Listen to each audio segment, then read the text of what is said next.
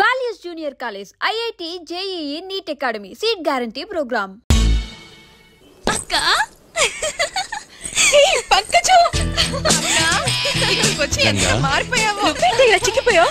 నాన్న లెటర్ అందింది. ఇంత తొందరగా వస్తావు అనుకోలేదు. గుండె ఆగినంత పని అయింది. బాగున్నావమ్మా? బాగున్నా నాన్న. నువ్వు లేక మన ఇల్లు వెలవెలబోతోందమ్మా. ఏంటి ఇలా అయిపోయావు? రాశాను కదమ్మా, మీ బావ కేసు ఈ హైకోర్టుకు మార్చారు. ఆ బలరామయ్య ఎంత మొనగాడైనా సరే మీ బావను బయటకు తీసుకొస్తాను. ఆయన అంతు చూడకుండా వదిలిపెట్టను.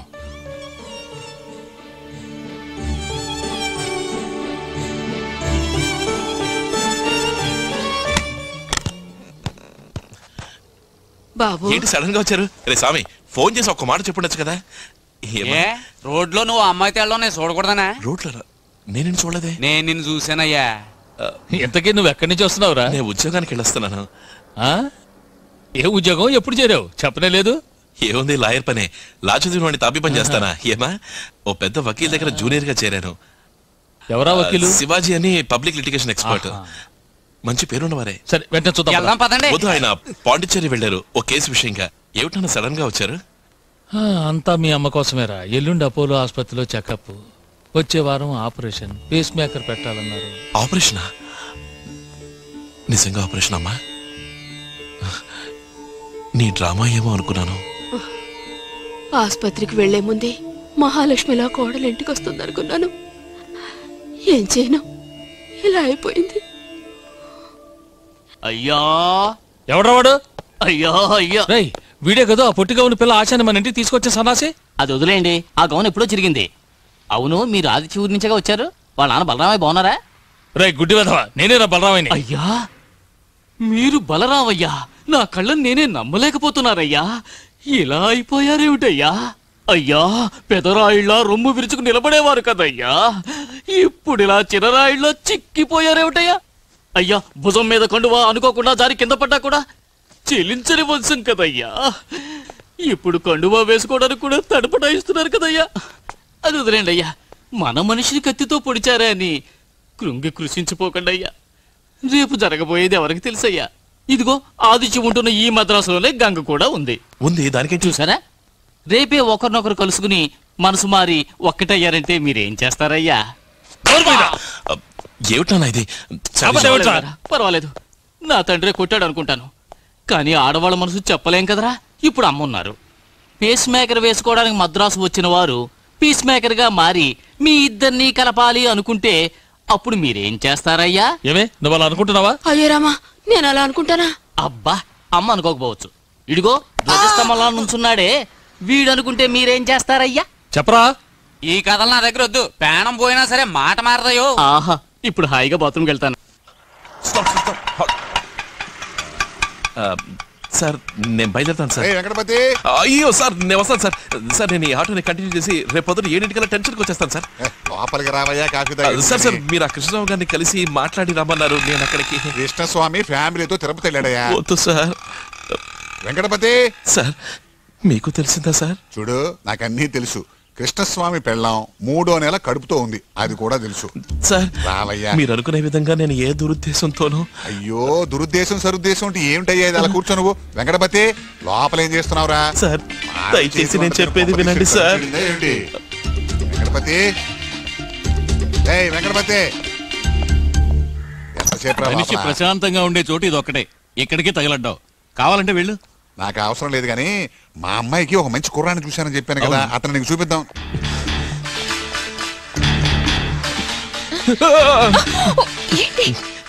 ఇలా చూడు, నీకు విషయం చెప్పాలి.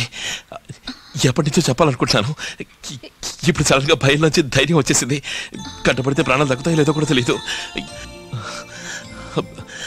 ఎలా చెప్పాలని.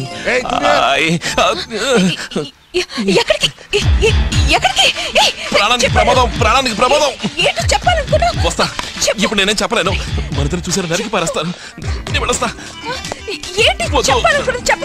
రొమాంటిక్ గా లేదు.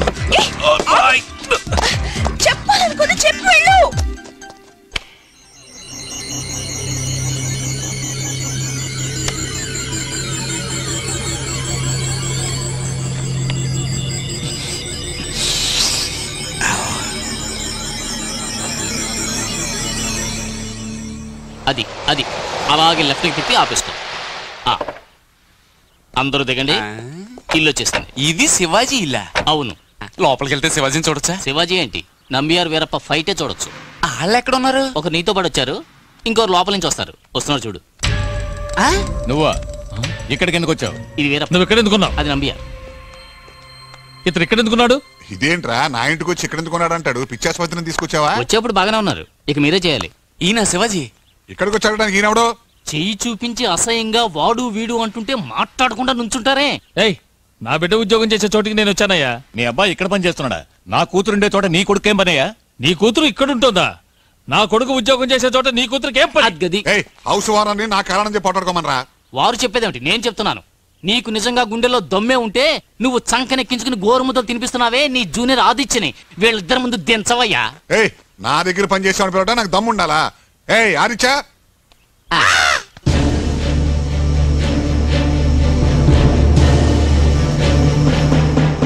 చిన్నయ్య అడుగు వస్తున్నాడు. ఎవరితో చూడండి. ఏమిటి చేస్తున్న పని? ఆ అమ్మాయి వెంట పడి తిరుగుతావా? అది కాదు సిగ్గేమైనా ఉందా నీకు? ఆ చేతి కింద బతికిన వాడు నన్ను అవమానిస్తుంటే నువ్వు వాడు కూతురు వెంట పడతావా? నా పరువేం గాను. రోషం ఉన్న వాడు అయితే ఈ పని చేస్తావురా? మన కుటుంబ గౌరవం ఏం కావాలనుకున్నావు? మిస్టర్ వెంకటపతి, విన్నావుగా వాళ్ళ అబ్బాయిని పట్టుకుని ఎలా దండిస్తున్నారో? నువ్వు గౌరవమైన కుటుంబంలో పుట్టావుగా, నీకు రోషం పౌరుషం సిగ్గు శరం ఏమీ లేవా? అమ్మాయితో ఇంకా నీకేమిట్రా? ఎక్కడికి వెళ్ళావే? ఆ సంబంధం తెగిపోయింది కదా. అడ్రస్ వచ్చింది ఇదికేనా? చెప్పు. తలవంపులతో బతికే కన్నా తలదెంచు చావటం మంచిదిరా. గుర్తులేదా? కత్తిపొడితో పెళ్ళాగిపోయిన సంగతి మర్చిపోయావా? టోటల్ గా నువ్వు ఒక నాటలు టచ్ ఇచ్చావే, ఎందుకు? ఏం లేదు, ఈ ఇంట్లో కొన్ని విషయాలు చీకట్లో చిక్కుకున్నాయి.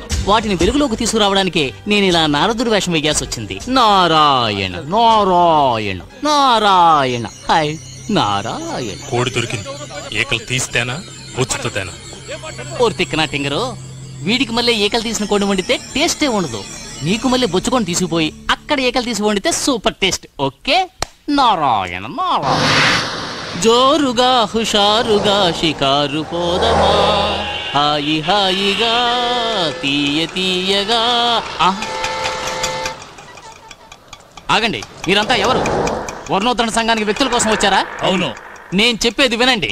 మా నాన్న క్షత్రియుడు, మా అమ్మ క్రిస్టియన్, మా అక్క బ్రాహ్మణ అబ్బాయిని పెళ్లి చేసుకుంది, నా తమ్ముడు రెడ్డివారి పిల్ల ప్రేమలో పడ్డాడు. ఇప్పుడు నా జాతి ఏంట్రా? ఆటోలరా, ఆటోమేటిక్ తెలుస్తుంది.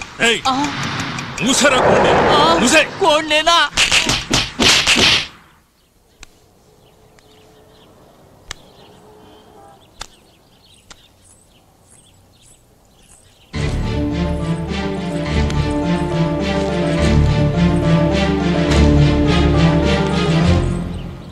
క్షమించండి మావయ్య, ఆదిత్య గురించి మీకు చెప్పకుండా దాచిపెట్టాను.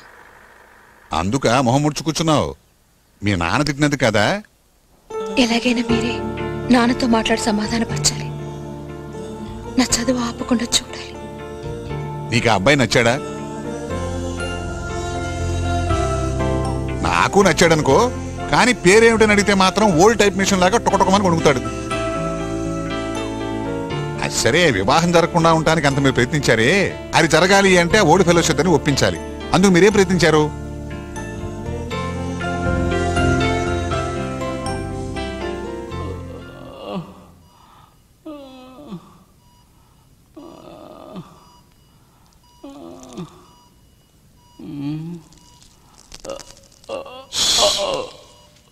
రెండు rib bone, collar bone, ankle and job దెబ్బతిన్నాయి.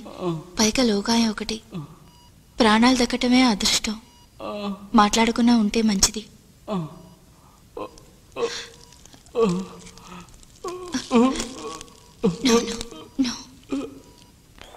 Good morning doctor. Morning. Sorry doctor. It's all right.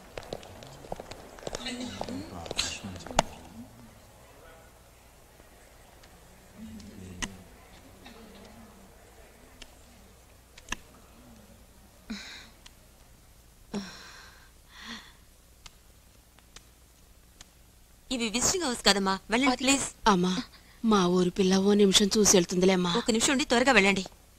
ఆ ఒక్క నిమిషం 5 నిమిషాలుగా మార్చుకోండి. ఇలారా. ఆదిత్య వాళ్ళ నాన్న చూసారా? లేదు లేదు, చూస్తే చంపేరు. అత్తయ్య, ఇది అమ్మవారి గుడిలో అర్చన చేసి తెచ్చాను. మేం తెలుగు వాళ్ళం నువ్వే మమ్మల్ని కాపాడాలి తల్లి అని అమ్మవారితో ఒక చిన్న గొడవ పెట్టుకుని ప్రసాదం తీసుకొచ్చాను. ఎందుకమ్మా నాకు ఇటువంటి వ్యాధి వచ్చింది? భయంగా ఉంది. మళ్ళీ నయమే వస్తానని భయంగా ఉంది. అమ్మ దేవుడు, నువ్వు బతికి రాలేదంటే మేమేం కావాలి, మన ఊరేం కావాలి? ఏమ్మా, నువ్వు కాక ఇంకెవరైనా ఆ ముక్కోపి బలరామయ్యని కట్టిపడేయగలరా? అది నీ వల్లే అవుతుంది అత్తయ్య. నువ్వు క్షేమంగా ఉండాలి. కానీ నా పట్ల చిన్న తప్పుంది. ఏంటి? అమ్మ అంటుండేది, ఒట్టి రోటిని రుబ్బకూడదే గంగా, నీకు రాబోయే అత్తగారికి కీడని. చిన్నప్పుడు కావాలని రుబ్బేదాన్ని. ఒకవేళ అందుకే నీకు ఇలా అయిందేమో. అది సరేనమ్మా, అత్తగారి గురించి చెప్పావు. మరి మామగారికి బుద్ధి రావాలంటే ఏం చేయాలో అది చెప్పు. దానికి రోలు రోకలు చాలదు, పెద్ద పలుగు పార్లే కావాలి.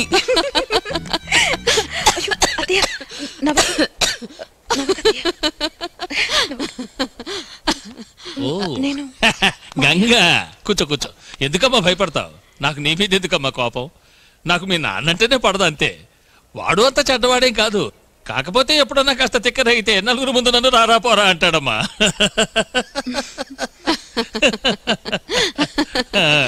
ఈ కుంక నీ చేత్తోనే మీ అత్తకి పెట్టు, అలాగే నువ్వు పెట్టుకో. అమ్మా తల్లి, వస్తానత్తయ్య, వస్తాను.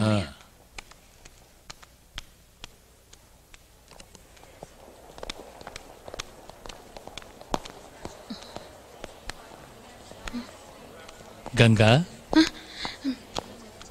నీ వల్లే నా భార్య మొహంలో నవ్వు చూశానమ్మా. చాలా సంతోషం. కానీ నీ మాట, నవ్వు, నీ హద్దు అంతవరకే. నీ జానతనంతో నా కొడుకును వల్లో వేసుకోవాలనుకున్నావో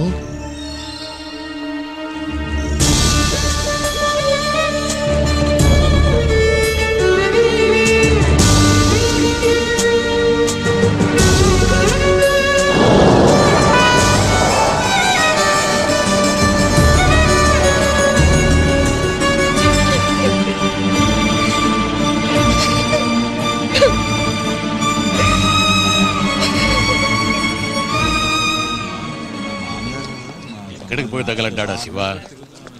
లాయర్ గారు, టైం ఎంతైంది? మీ చేతికి ముందుగా వచ్చు. ఇంకో 5 నిమిషాల్లో జడ్జి గారు పిలుస్తారు. వీడెక్కడికి వెళ్ళిపోయాడో ఏమిటో, చండాలుడు. రే శివ!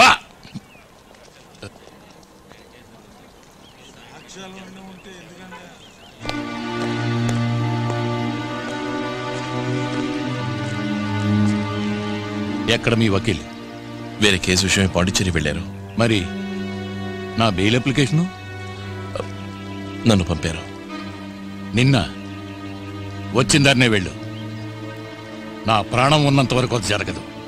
నా అల్లుడిని బయటికి తేవాలనుకుంటున్నాడా, లేక శాశ్వతంగా జైల్లోనే ఉంచాలనుకుంటున్నాడా? లంచం పుచ్చుకున్నాడా మీ నాన్న దగ్గర? నా అల్లుడు జైల్లో ఉండటానికి కారణం కేవలం మీ నాన్నే తెలుసా నీకు? అతని కొడుకు నువ్వు వాదించి కేసు గెలిపిస్తానంటావు. నేను నమ్మను కూడా. ఇలా చూడండి, నేను మీ దగ్గర పనిచేసేవాడిని కాదు, వకీల్ శివాజీ గారి దగ్గర పనిచేసేవాడిని. మీకు ఈ కేసులో నేను వకాల్తా పుచ్చుకోవడం నచ్చకపోతే రాసివ్వండి, వెళ్ళిపోతాను. లేదా నా పని నన్ను చేయనివ్వండి.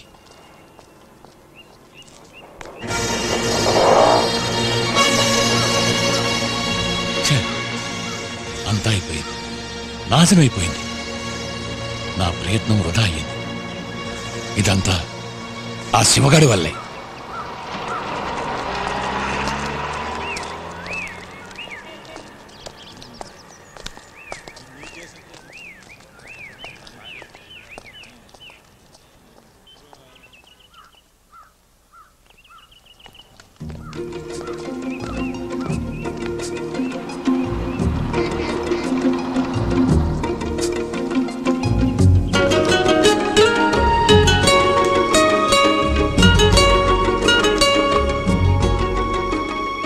బాబు, మిమ్మల్ని అపార్థం చేసుకున్నాను. నా అల్లుడిని బయటికి తీసుకొచ్చారు.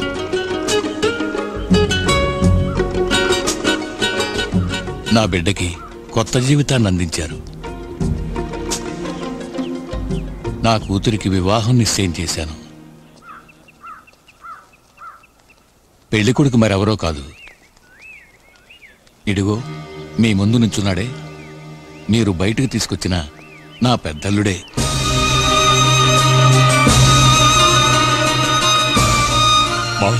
ఇలా రండి. ఏంటి మీరనేది? నాకు తెలుసు అల్లుడు, అసలు మొదటే గంగను నీకిచ్చి పెళ్లి చేయకపోవడం నా తప్పు కాదు. మీరనేది పద్ధతి కాదు. నా పరువు కాపాడింది నువ్వేగా అల్లుడు.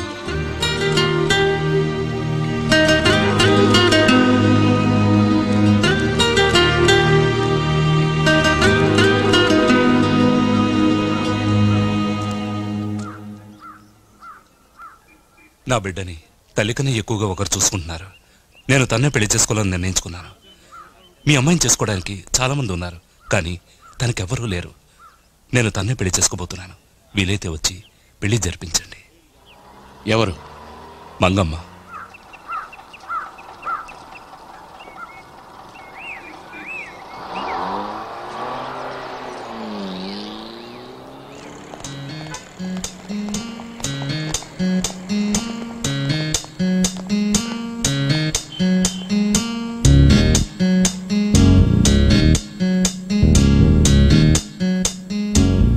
నేను మా నాన్నతో ఊరు వెళ్తున్నాను.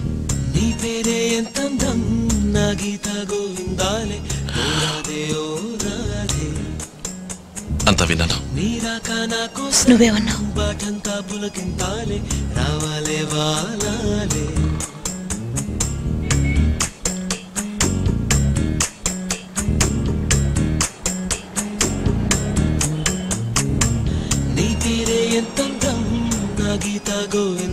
ఊరికొస్తా. వస్తాను. అమ్మని డిశ్చార్జ్ చేసినప్పుడు నేను వస్తాను. తప్పకుండా రావాలి. ఎదురు చూస్తుంటా.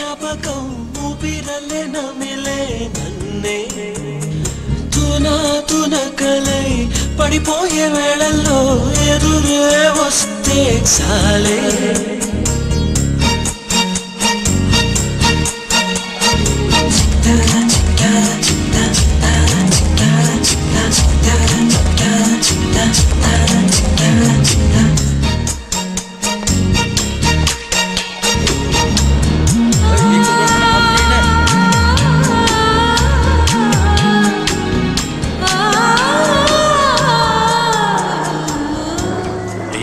దిగండి.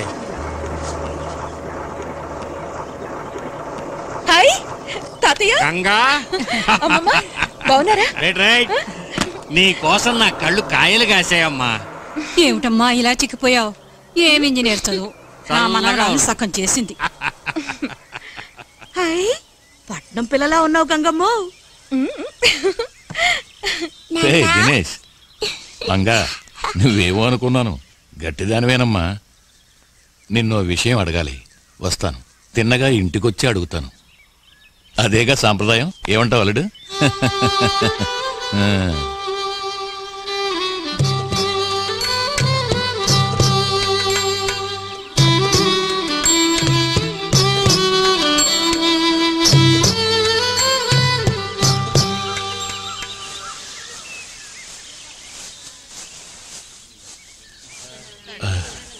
అంతా మన మంచికే అనుకునేవాణ్ణి, కానీ నా తలరాత ఎటు చూసినా చుక్కెదురవుతోంది. పెద్ద మనిషి, ఆదరించిన మనిషి అని నిన్ను అడగకుండా సంబంధం మాట్లాడాను. అది కత్తుల దాకా వెళ్ళి కోర్టుకెక్కింది. ఇప్పుడు ఎంతైనా అయిన సంబంధం కదా అని మీ బావని అడిగాను, నా కూతుర్ని పెళ్లి చేసుకుంటావా అని. అతను వేరే అమ్మాయిని చూసుకున్నాడట. నిన్ను అడగకుండా నేను ఈ సంబంధాలు చూశాను కదా, అందుకే ఈ శిక్షేమో. మొదటి సంబంధమే మంచి సంబంధం. గంగా, ఏమన్నావు? ఏమనలేదే. అన్నావు.